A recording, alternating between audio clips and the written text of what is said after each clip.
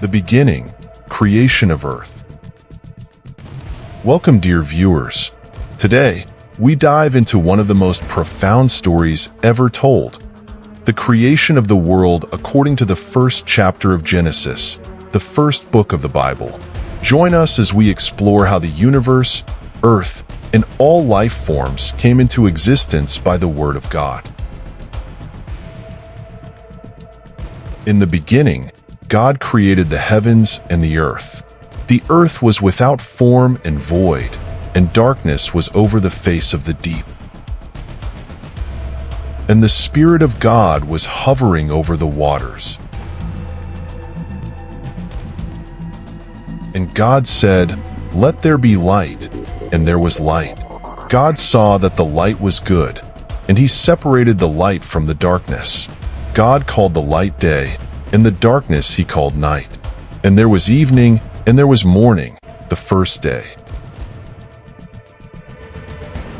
On the second day, God said, "Let there be a vault between the waters to separate water from water."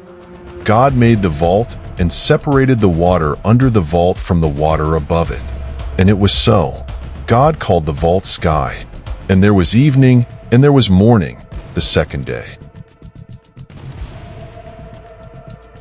Then God said, "Let the water under the sky be gathered to one place, and let dry ground appear." And it was so. God called the dry ground land, and the gathered waters he called seas. And God saw that it was good.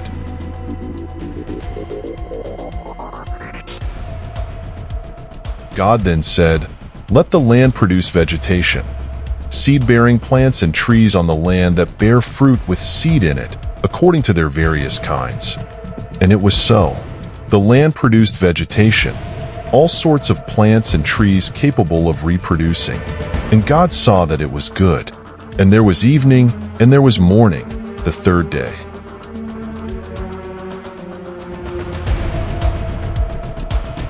On the fourth day, God said, "Let there be lights in the vault of the sky to separate the day from the night, and let them serve as signs to mark sacred times, days and years, and let them be lights in the vault of the sky to give light on the earth." And it was so. God made two great lights, the greater light to govern the day and the lesser light to govern the night and the stars. And God saw that it was good. And there was evening, and there was morning, the fourth day.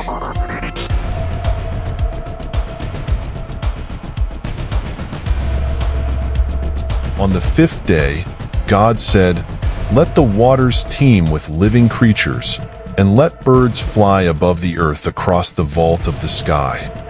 And so it was. God created the great creatures of the sea and every living thing with which the water teems and that moves about in it, according to their kinds, and every winged bird according to its kind. And God saw that it was good. God blessed them and said, "Be fruitful and increase in number, and fill the water in the seas, and let the birds increase on the earth." And there was evening, and there was morning, the fifth day. As dawn broke on the sixth day, God said, "Let the land produce living creatures according to their kinds, livestock, creatures that move along the ground, and wild animals, each according to its kind." And it was so.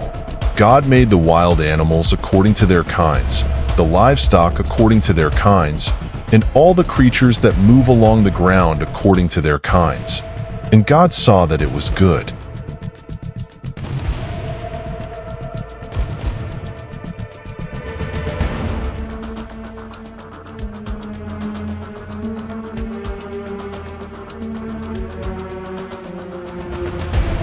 Then, in a divine expression of creativity, God said, "Let us make mankind in our image, in our likeness, so that they may rule over the fish in the sea and the birds in the sky, over the livestock and all the wild animals, and over all the creatures that move along the ground."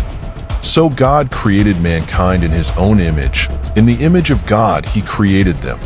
Male and female he created them. God blessed them and said to them, Be fruitful and increase in number. Fill the earth and subdue it. Rule over the fish in the sea and the birds in the sky, and over every living creature that moves on the ground. Then God said, I give you every seed-bearing plant on the face of the whole earth, and every tree that has fruit with seed in it. They will be yours for food. As the sixth day came to a close, God looked over all he had made, and it was very good. There was evening, and there was morning, the sixth day.